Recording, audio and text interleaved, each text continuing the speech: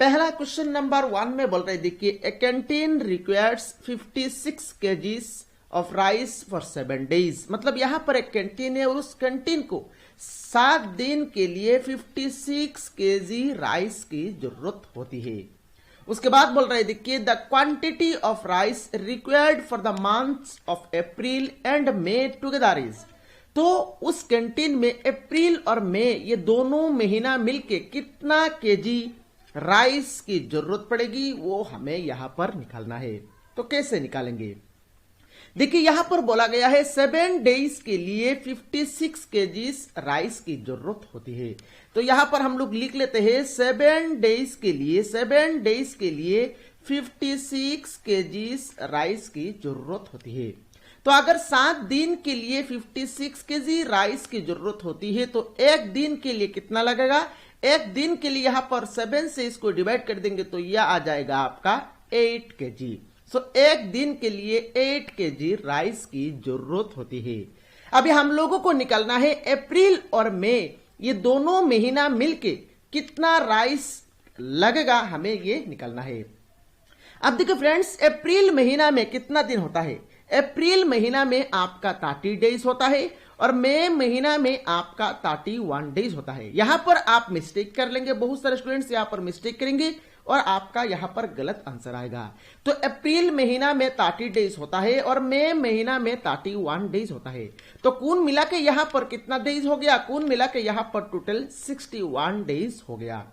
अब देखिए एक दिन के लिए 8 kg राइस की जरूरत होती है तो 61 days के लिए कितना kg राइस की जरूरत होगा? 61 into 8 कर लेंगे। अब यहां पर 61 into 8 करेंगे तो कितना आएगा? देखिए 8 into 1 8 और 8 into 6 48। तो फाइनली यहां पर आंसर आ गया 488 kg और 488 kg आपका ऑप्शन बी में दिया गया है। तो इस क्वेश्चन नंबर 1 का करेक्ट आंसर हो जाएगा आपका ऑप्शन बी। मेरे ख्याल से क्वेश्चन नंबर 1 का सॉल्यूशन आप लोगों को समझ में आया होगा। चलिए नेक्स्ट क्वेश्चन नंबर 2 को सॉल्व करते हैं। क्वेश्चन नंबर 2 में बोल रहे देखिए a car travels 80 kilometres in 2 hours and a train travels 180 kilometres in 3 hours। The ratio of speed of the car to the train is. मतलब एक कार 80 किलोमीटर चलता है 2 घंटे में और एक ट्रेन 180 किलोमीटर चलता है 3 घंटा में। तो यहां पर हमें कार का स्पीड और ट्रेन का स्पीड का रेशियो निकालना है। अब देखिए स्पीड कैसे निकालते हैं? तो स्पीड निकालने के लिए फॉर्मूला क्या होता है? स्पीड निकालने के लिए फॉर्मूला होता है आपका distance divided by time. Distance को जब हम लोग टाइम से डिवाइड कर देंगे जो वैल्यू आएगा वही क्या हो जाएगा? वही हो जाएगा आपका स्पीड। अब देखिए यहां पर कार का स्पीड कैसे निकालेंगे? तो कार स्पीड में कुछ इस तरह से सिंबल से डिनोट करता हूं कार स्पीड कैसे निकालेंगे? कार का स्पीड निकालने के लिए ऊपर में हम लोग लिखेंगे डिस्टेंस को। डिस्टेंस क्या यहां पर कितना है? 80। तो ऊपर में लिख लिया हम लोगों ने 80 और नीचे यहां पर टाइम लिखेंगे। टाइम कितना है? 2। तो यहां पर हम लोगों ने लिख लिया 2। अब यहां पर 2 से इसको काटेंगे तो यहां पर हो जाएगा आपका 40। दैट मीन्स यहां पर कार का स्पीड हो गया आपका 40 किलोमीटर पर आवर।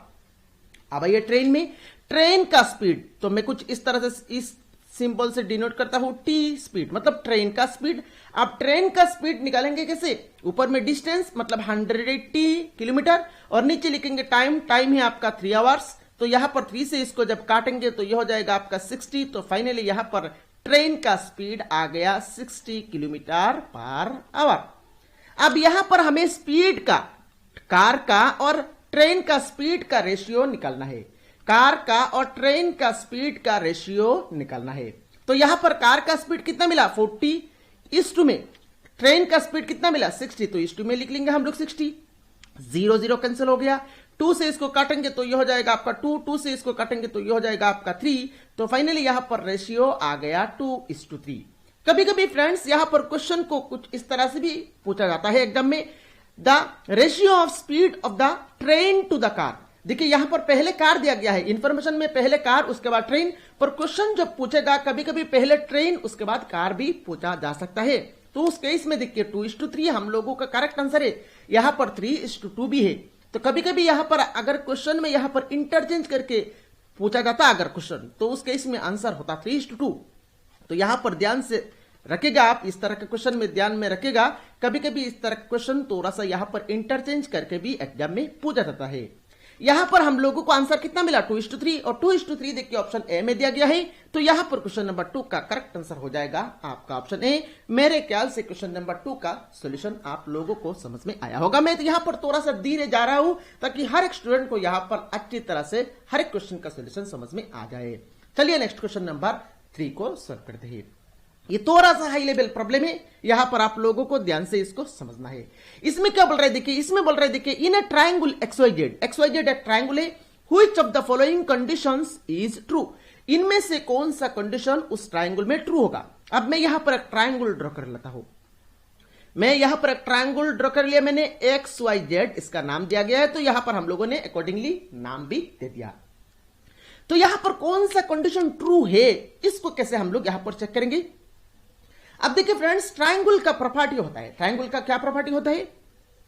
ट्रायंगल का एक प्रॉपर्टी होता है sum of any two sides is greater than the third side. मतलब ये कोई भी ट्रायंगल हो, उस ट्रायंगल का किसी भी दो साइड का लेंथ का सम तीसरा साइड से हमेशा ग्रेटर होगा। मैं यहां पर लिख लेता हूं प्रॉपर्टी को, sum of any two sides is always greater than the third side. Sum of any two sides of a triangle is always greater than the third side. तो यहां पर देखिए ये जो कंडीशन दिया गया है, ये कौन सा दो साइड को कंसीडर करके यहां पर कंडीशन दिया गया है, वो हम लोगों को पता नहीं है। तो अकॉर्डिंगली यहां पर हम लोग यहां पर कंडीशंस को लिख लेते हैं। तो यहां पर 3 कंडीशन आएगा। कैसे देखिए, एक तो यहां पर हम लोग लिख सकते हैं XY plus YZ is greater then XY plus YZ is greater then क्या होगा, इज ग्रेटर देन XZ। दूसरा कंडीशन ये भी हो सकता है XY plus XZ is greater then YZ। दो कंडीशन हो गया। और तीसरा कंडीशन को हम लोग ये लिख सकते हैं XZ plus YZ is greater then XY। तो ये 3 कंडीशन हम लोगों को इस ट्रायंगल से मिल गया। इन तीनों कंडीशन में यहां पर एक कंडीशन को यहां पर ऑप्शन में लिखा गया है। तो ऑप्शंस को देखेंगे, देखिए XY प्लस YZ है पर ग्रेटर देन नहीं है, लेस देन है, तो ये ऑप्शन गलत हो गया। ऑप्शन ए में देखिए XY माइनस YZ, तो XY माइनस YZ अगर यहां पर प्लस होता तो ये ऑप्शन करेक्ट हो जाता। तो यहां पर प्लस नहीं है तो ये ऑप्शन नहीं होगा। अब आइए ऑप्शन सी में XY माइनस YZ, तो इसको हम लोग रखते हैं। ऑप्शन डी में देखिए XY plus ZX is greater then होना चाहिए, यहां पर लेस देन दिया गया है। देखिए XY plus ZX is greater then YZ है, तो यहां पर तो ग्रेटर देन नहीं है, दैट मींस ये ऑप्शन नहीं होगा। तो एक ही ऑप्शन यहां पर बचा हुआ है, ऑप्शन सी। तो ऑप्शन सी यहां पर करेक्ट आंसर हो जाएगा। आप यहां पर सोच रहे हैं सर यहां पर तो माइनस है, यहां पर लेस देन है, तो आप कैसे यहां पर ऑप्शन सी को यहां पर करेक्ट आंसर बताया। देखिए मैं यहां पर आप लोगों को समझा देता हूं। यहां पर देखिए XY इस माइनस YZ को अगर आप राइट साइड में लेके जाएंगे तो XY लेस देन XZ तो है, इस YZ जब राइट साइड में जाएगा तो ये हो जाएगा क्या, प्लस YZ। तो XZ plus YZ greater than, देखिए XZ प्लस YZ इस साइड से अगर आप पढ़ेंगे तो किस तरह से पढ़ेंगे, XZ plus YZ greater than XY। अगर इस साइड से पढ़ेंगे तो कैसे पढ़ेंगे, XY is less then XZ plus YZ। अब देखिए XY is less then XZ plus YZ यहां पर है, और इस साइड से अगर आप पढ़ेंगे तो क्या कैसे पढ़ेंगे, XZ plus YZ is greater then XY। तो यही तो यहां पर दिया गया है, थोड़ा सा यहां पर इंटरचेंज करके साइड को इंटरचेंज करके यहां पर दिया गया है। मेरे ख्याल से इस क्वेश्चन नंबर 3 का सॉल्यूशन किस तरह से यहां पर करेक्ट आंसर आपका ऑप्शन सी हुआ है, मेरे ख्याल से यहां पर समझ में आया होगा। इन दो कंडीशंस को यूज करके भी ऑप्शन में यहां पर ऑप्शन लगा सकता है एग्जाम में। आप लोगों को यहां पर आराम से अकॉर्डिंगली चेक करके एग्जाम में आंसर करना है। मेरे ख्याल से यहां पर इस क्वेश्चन का सॉल्यूशन आप लोगों को यहां पर पूरा क्लियर हो गया होगा। थोड़ा सा हाई लेवल क्वेश्चन था, मैंने यहां पर आप लोगों को अच्छी तरह से समझा दिया। चलिए नेक्स्ट क्वेश्चन नंबर 4 को सॉल्व करते हैं। क्वेश्चन नंबर 4 में बोल रहे देखिए, if the sum and difference of two numbers are 20 and 8 respectively. मतलब दो नंबर से और उन दोनों नंबर्स का सम है 20 और डिफरेंस है आपका 8। तो हमें क्या निकलना है, हमें निकलना है then the difference of their squares. तो उन दोनों नंबर्स का स्क्वायर्स का डिफरेंस का वैल्यू क्या होगा वो निकलना है। तो फ्रेंड्स हम लोग यहां पर वो दो नंबर मान लेते हैं। Let the number be X and Y. तो यहां पर हम लोगों ने वो द नंबर पता नहीं है, हम लोगों ने यहां पर एक्स और वाई मान लिया। तो यहां पर क्वेश्चन में देखिए इन दोनों नंबर का साम, मतलब इन दोनों नंबर का साम मतलब एक्स प्लस वाई, और एक्स प्लस वाई का वैल्यू दिया गया है आपका 20। अभी यहां पर डिफरेंस कितना है, देखिए डिफरेंस मतलब एक्स माइनस वाई, और एक्स माइनस वाई का वैल्यू दिया गया है आपका 8। हमें क्या निकालना है, देखिए हमें निकालना है then the difference of their squares. Difference of their square मतलब x square minus Y square निकालना है। तो x square minus Y square कैसे निकालेंगे, x square minus Y square देखिए दो तरीके से यहां पर आप निकाल सकते हैं। एक तो यहां पर इन दो इक्वेशन को सॉल्व करके आप यहां पर x को निकाल सकते हैं और y का वैल्यू निकाल सकते हैं। उसके बाद x का वैल्यू और y का वैल्यू यहां पर पुट करके स्क्वायर करके माइनस करके यहां पर आप फाइनल आंसर निकाल सकते हैं। और दूसरा यहां पर मैं सबसे आसान तरीका यहां पर आप लोगों को बता रहा हूं friends, X square minus Y square. X square minus Y square का फॉर्मूला क्या होता है, X square minus Y square का फॉर्मूला होता है आपका X minus Y into X plus Y. तो यहां पर देखिए X square minus Y square का फॉर्मूला को हम लोगों ने यहां पर पुट कर लिया। X square minus Y square का फॉर्मूला होता है आपका X minus Y into X plus Y. अब यहां पर एक्स माइनस वाई का वैल्यू कितना है, एक्स माइनस वाई का वैल्यू है आपका 8 इंटू में X plus Y. X plus Y का वैल्यू कितना है 20, तो इंटू में एक्स प्लस वाई का वैल्यू हम लोगों ने पुट कर लिया 20। आप यहां पर 2 इंटू 8 करेंगे तो ये हो जाएगा आपका 16 और 0 लगा दिया। तो फाइनली यहां पर X square minus Y square का वैल्यू आ गया आपका 160, और 160 आपका ऑप्शन 4 में दिया गया है। तो इस क्वेश्चन नंबर 4 का करेक्ट आंसर हो जाएगा आपका ऑप्शन 4। और मेरे ख्याल से क्वेश्चन नंबर 4 का सॉल्यूशन आप लोगों को अच्छी तरह से समझ में आया होगा। और एक तरीके यहां पर आप यहां से एक्स का वैल्यू और वाई का वैल्यू निकाल के भी इसका सॉल्यूशन कर सकते हैं। ये सबसे आसान तरीका मैं आप लोगों को जो कंसेप्ट बताया, ये सबसे आसान तरीका, इस तरह का क्वेश्चन को आपको इस तरह का प्रोसीजर अप्लाई करके ही एग्जाम में सॉल्व करना है। चलिए नेक्स्ट क्वेश्चन नंबर 5 को यहां पर सॉल्व करते हैं। ये क्वेश्चन यहां पर काफी बार एग्जाम में पूछा गया है, और ये क्वेश्चन आपका 2017 का जो एग्जाम हुआ था उसमें भी पूछे गए थे, और काफी बार यहां पर इस तरह का क्वेश्चन एग्जाम में पूछा जाता है। थोड़ा सा यहां पर लैंग्वेज को चेंज करके एग्जाम में पूछा जाता है। काफी इंपॉर्टेंट क्वेश्चन है, थोड़ा सा हाई लेवल भी है। आप लोगों को यहां पर अच्छी तरह से इस क्वेश्चन का सॉल्यूशन को समझना है। चलिए नेक्स्ट यहां पर इस क्वेश्चन का सॉल्यूशन शुरू करते हैं। इसमें बोल रहा है देखिए, if salary of capital x, salary of capital x मतलब एक्स एक यहां पर एक्स मैन है या ओमेन भी हो सकता है। If the salary of X is 20% more than salary Y, मतलब यहां पर एक्स का सैलरी वाई का सैलरी से 20% ज्यादा है। मैं फिर से रिपीट कर रहा हूं, एक्स का सैलरी जितना है हम लोगों को पता नहीं है कितना है एक्स का सैलरी। एक्स का सैलरी जितना भी हो, एक्स का सैलरी वाई का सैलरी से 20% ज्यादा है। क्या बोल रहा है देखिए, then by how much percentage of is salary of Y is less than X. तो वाई का सैलरी एक्स का सैलरी से कितना परसेंट लेस है, कितना परसेंट कम है, वो हम लोगों को यहां पर निकालना है। तो कैसे निकालेंगे, यहां पर पहला कंडीशन देखिए, एक्स का सैलरी बोला गया है, एक्स का सैलरी वाई का सैलरी से 20% ज्यादा है। मैं फिर से रिपीट कर रहा हूं, एक्स का सैलरी वाई का सैलरी से 20% ज्यादा है। अब यहां पर फ्रेंड्स हम लोग मान लेते हैं वाई का सैलरी ₹100। हम लोगों ने यहां पर वाई का सैलरी ₹100 मान लिया। अभी यहां पर अगर वाई का सैलरी ₹100 है तो एक्स का सैलरी कितना होगा, एक्स का सैलरी वाई का सैलरी से 20% ज्यादा है। तो 100 का 20% कितना होगा 20। तो 100 के साथ जब हम लोग 20 ऐड करेंगे कितना होगा 120। दैट मीन्स एक्स का सैलरी है आपका 120। तो यहां पर एक्स का सैलरी अब यहां हम लोगों को मिल गया। अकॉर्डिंगली क्वेश्चन के हिसाब से यहां पर हम लोगों ने वाई का सैलरी 100 मान लिया था। तो अकॉर्डिंगली यहां पर एक्स का सैलरी 20 रुपीज ज्यादा है, 20% ज्यादा है, तो 20 रुपीज ज्यादा होगा। और 20 रुपीज ज्यादा करके हम लोगों को एक्स का सैलरी मिल गया 120 रुपीज।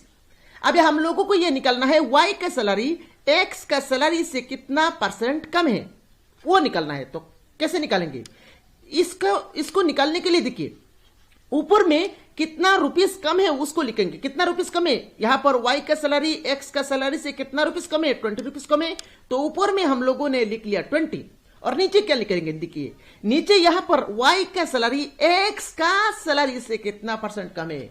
वाई का सैलरी एक्स का सैलरी से कितना परसेंट कम है, दैट मीन्स वाई का सैलरी एक्स का सैलरी से कंपेयर किया जा रहा है।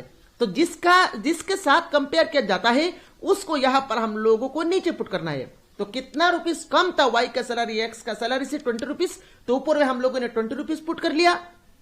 और नीचे किसके साथ कंपेयर किया जा रहा है, एक्स के साथ, तो नीचे यहां पर 120 पुट कर लिया और परसेंटेज निकालने के लिए हम लोगों को यहां पर 100 से मल्टीप्लाई करना पड़ता है, तो यहां पर अकॉर्डिंगली हम लोगों ने 100 से मल्टीप्लाई कर लिया। अभी यहां पर इसको सिंप्लीफाई करेंगे तो 0 0 कैंसिल हो गया, 2 से इसको काटेंगे तो ये हो जाएगा आपका 6, 2 से इसको काटेंगे तो ये हो जाएगा आपका 3, इसको काटेंगे तो ये हो जाएगा आपका 50। तो यहां पर देखिए फाइनली आंसर आ गया 50/3% और 50/3% आपका ऑप्शन सी में दिया गया है। तो इस क्वेश्चन नंबर 5 का करेक्ट आंसर हो जाएगा आपका ऑप्शन सी। मेरे ख्याल से क्वेश्चन नंबर 5 का सॉल्यूशन आप लोगों को अच्छी तरह से समझ में आया होगा। चलिए नेक्स्ट क्वेश्चन नंबर 6 को सॉल्व करते हैं। क्वेश्चन नंबर 6 में बोल रहे देखिए, in an examination 93% of students passed and 259 failed। मतलब किसी एक एग्जामिनेशन में 93% स्टूडेंट्स पास हुए हैं और 259 स्टूडेंट्स फेल्ड हुए हैं। हमें क्या निकालना है, the total number of students appearing at the examination was. तो उस एग्जाम में टोटल कितने स्टूडेंट्स अपीयर हुए थे वो हमें निकालना है।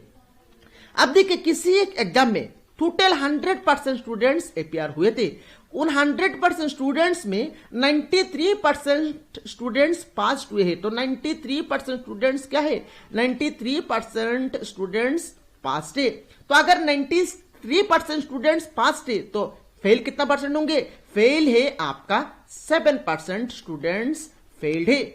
यहां पर देखिए फेल्ड जो परसेंटेज 7% है उसको यहां पर नंबर में दिया गया है 259। दैट मींस 7% का वैल्यू कितना है, 7% का वैल्यू हो जाएगा आपका 259। क्योंकि हम लोगों ने यहां पर देखा 93% स्टूडेंट्स अगर पास है तो 7% स्टूडेंट फेल होंगे। तो यहां पर फेल का नंबर कितना दिया गया है 259। दैट मींस 7% का वैल्यू है आपका 259। तो अगर 7% का वैल्यू 259 है तो 1% का वैल्यू कितना होगा, 7 से इसको काट देंगे, 7 से इसको डिवाइड कर देंगे। तो 7 से इसको जब डिवाइड करेंगे तो कितना होगा, 7 3 जार 21, कैरी में रह गया आपका 4 4 और 9 49, 7 7 जार 49। तो यहां पर 37 आ गया। दैट मीन्स 1% का वैल्यू आ गया आपका 37। अभी हम लोगों को यहां पर 100% टोटल नंबर स्टूडेंट्स निकालना है। तो टोटल नंबर स्टूडेंट्स 100% है। तो 100 बनाने के लिए 1 को 100 बनाने के लिए यहां पर 100 से गुना करना पड़ेगा बोथ साइड को। तो बोथ साइड जब हम लोग 100 से गुना करेंगे तो क्या हो जाएगा, 37 इंटू 100, तो ये हो जाएगा आपका 3700 और 3700 आपका ऑप्शन 1 में दिया गया है। तो इस क्वेश्चन का करेक्ट आंसर हो जाएगा आपका ऑप्शन 1। मेरे ख्याल से क्वेश्चन नंबर 6 का सॉल्यूशन आप लोगों को समझ में आया होगा।